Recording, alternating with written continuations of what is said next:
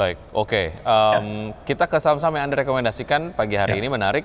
Anda merekomendasikan salah satu saham berbasis energi begitu, namun ya, tidak termasuk dari saham-saham yang tadi kita bahas begitu, ada Harum betul. ya.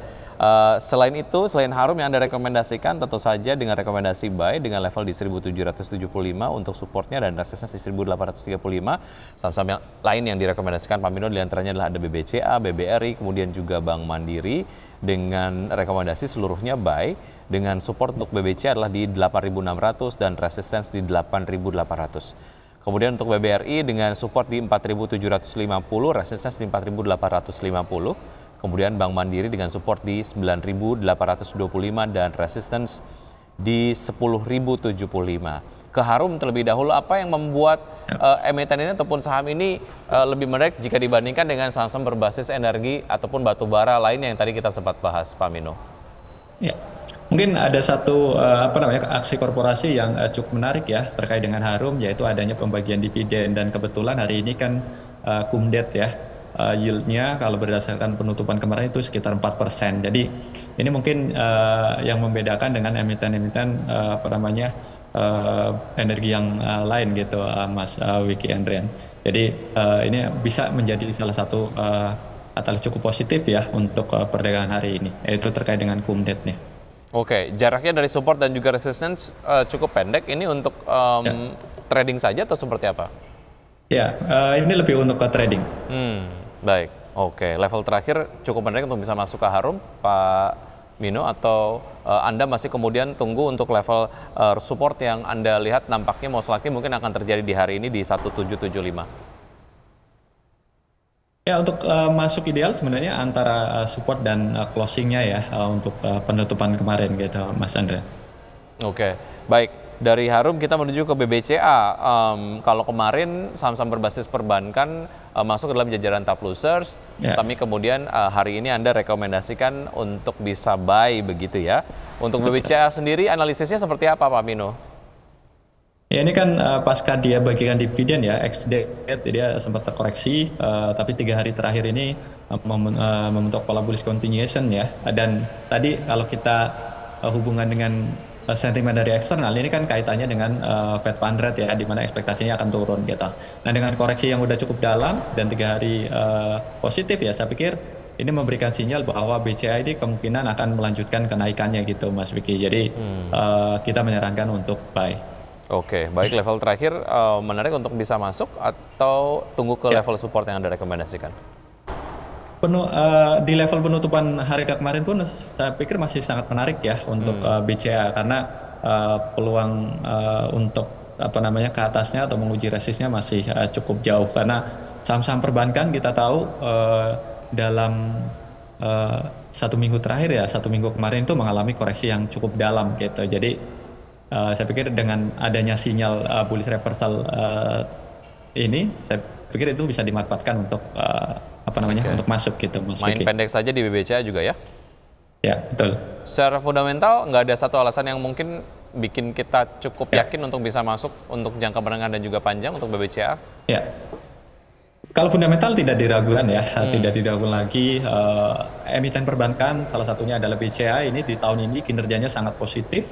Kemudian tentunya di tahun depan juga dengan adanya ekspektasi bahwa ekonomi kita masih akan tumbuh di atas 5% ya. Bahkan kemudian OJK juga target kreditnya juga lebih tinggi dibandingkan tahun ini. Tentunya ini akan berdampak sangat positif ya untuk emiten-emiten perbankan gitu, Mas Oke, Vicky. Jadi secara fundamental sangat mendukung, baik.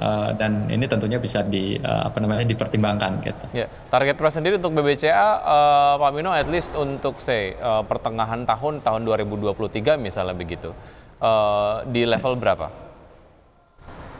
Ya, mungkin kalau pertengahan tahun mungkin agak jauhan ya. Mungkin Ya, prediksi saya untuk akhir tahun mungkin ya, kalau ini benar-benar trennya akan berlanjut, kemungkinan akan bisa menguji ke level 9.250-an lagi. oke. Itu satu level yang juga memang cukup jauh dari level yang sekarang dan Ya. bisa dimanfaatkan begitu ya untuk kemudian investor yang tertarik untuk mengkoleksi BBCA untuk jangka menengah ataupun panjang. Baik.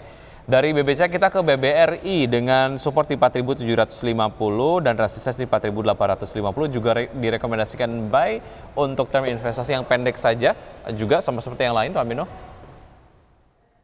Ya, memang untuk rekomendasi hari ini khusus untuk trading ya, walaupun sebenarnya untuk invest juga kita merekomendasikan untuk BRI ya. Dan kondisinya kurang lebih sama ya dengan bank-bank yang lain bahwa kita tahu seminggu terakhir mengalami koreksi yang cukup dalam dan memang kemarin baru rebound ya, khusus misalnya kayak BRI, jadi belum terkonfirmasi bullish. Tapi dengan ekspektasi tadi, saya pikir ada peluang untuk saham-saham seperti BRI yang sudah terkoreksi cukup dalam ya. Ini bisa kembali bergerak menuju arah resistnya kita. Baik, ya koreksinya bisa dimanfaatkan supaya bisa masuk ke BBRI dengan harga diskon begitu ya. Dari BBRI kita menuju ke Bank Mandiri, seperti apa Pak Mino? Ya, Bank Mandiri juga kurang lebih sama ya. Ini karena kebetulan saham-saham big cap biasanya memang pergerakannya cukup seragam gitu Mas Vicky. Jadi kalau memang lagi koreksi kurang lebih sama, kemudian ketika sedang rebound ya kurang lebih juga pergerakannya hampir mirip ya, walaupun tentunya ada beberapa yang cukup lagging gitu.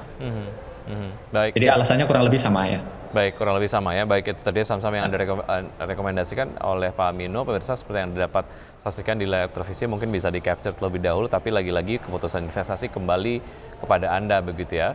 Musim pembagian dividen mungkin kita akan gali usai jeda berikut ini Pak Mino, dan pemirsa tetap bersama kami, usai jeda kami akan segera kembali.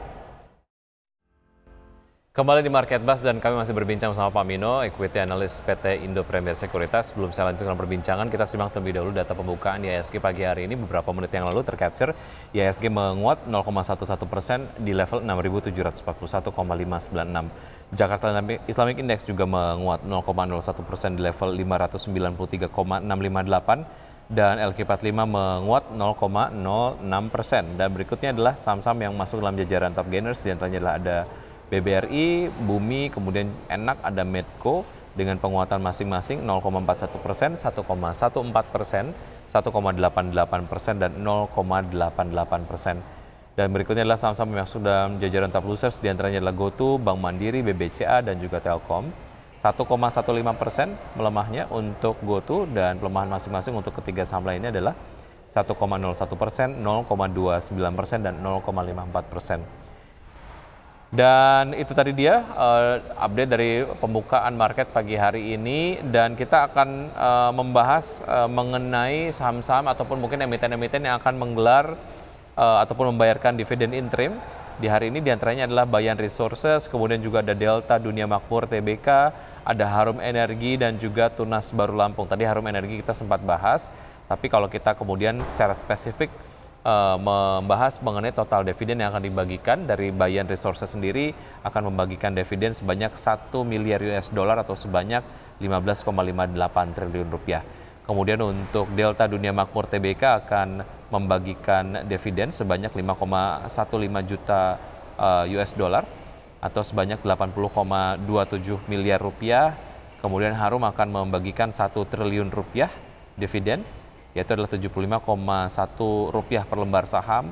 Sementara untuk Tunas Baru Lampung Tbk 211,07 miliar rupiah dividen akan dibagikan. Kalau kita kemudian bahas satu persatu, selain Harum ada Bayan ataupun dengan kode saham BAN, Pak Mino, seberapa menarik ini kemudian mungkin untuk investor yang nampaknya sudah menandai saham yang satu ini untuk bisa masuk secara momentum pembagian dividen ini ingin dimanfaatkan. Analisisnya seperti apa, Pak Mino? Ya, ini untuk Bayan saya pikir mungkin perlu diperhatikan lebih jauh ya, karena 3 hari terakhir ini pergerakannya cukup liar ya, bahkan sempat beberapa kali ARB. Ini juga momen setelah dia stock split, dan ini secara historikal memang kalau saham-saham yang setelah stock split kurang menarik ya. Walaupun tadi dari sisi pembagian interim, dividen interim ini kumnya kalau berdasarkan penutupan kemarin cukup besar 4% gitu. Jadi kalau untuk saya sendiri sih mungkin wait and see aja dulu ya kalau untuk Bayan, karena dari sisi pergerakan harganya juga relatif cukup berfluktuatif ya untuk akhir-akhir ini gitu, dengan yield yang hanya 4%. Kalau misalnya sahamnya turun lebih dari itu, saya pikir tidak terlalu menarik kita. Oke, dari saham-saham yang akan membagikan dividen di pekan inilah gitu ya, ataupun mungkin hari ini, mana yang menarik untuk dicermati selain Bayan dan juga Harum, Pak Mino, yang tadi dari datanya sudah saya sampaikan? Ya, saya pikir tadi ya memang kalau untuk TBLA kan udah ex-date ya, jadi kita mungkin tentunya tidak akan kita bahas karena kemarin juga kita tahu expect-nya cukup dalam ya, karena yield-nya ini kan 6%, ex-date tentunya turunnya juga akan dalam gitu. Memang satu-satunya yang menarik menurut saya adalah Harum. Kalau untuk Doit sendiri kan besarannya belum ditentukan per sahamnya berapa karena menunggu recording date ya. Jadi mungkin saya belum bisa komentar terlalu banyak gitu Mas Vicky. Oke, baik. Sedikit mengenai IHSG yang nampaknya melanjutkan penguatan. Pak Mino, analisa dari Anda seperti apa? Ya tadi ya seperti yang saya jelaskan di awal bahwa memang ada ekspektasi di mana The Fed akan menurunkan besaran suku bunga acuan, tentunya dengan inflasi yang diharapkan juga udah turun.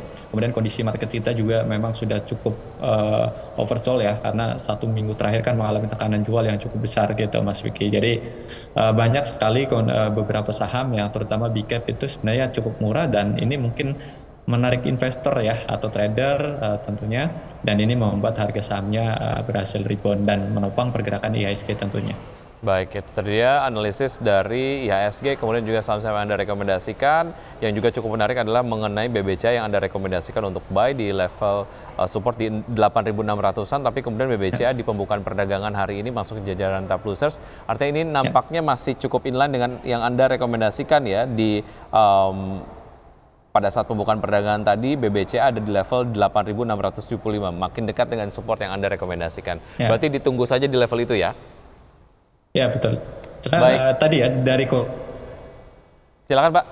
Kondisinya sebenarnya sangat menarik ya, kalau menurut saya. Baik. Ada momen-momen yang memang bisa dimanfaatkan. Posisi BCA itu kalau dari sisi pergerakan cukup menarik ya. Baik. Ya, Pak Mino, terima kasih sudah bergabung bersama kami di Market Buzz. Sukses untuk Anda. Sampai jumpa Pak Mino. Terima kasih untuk analisisnya. Ya. Baik. Dan pemirsa tetap bersama kami. Usai jeda kami akan kembali dengan segmen Create Up, dan kembali kami sampaikan beberapa informasi yang menjadi informasi utama pada pagi hari ini seperti Anda dapat saksikan di layar televisi.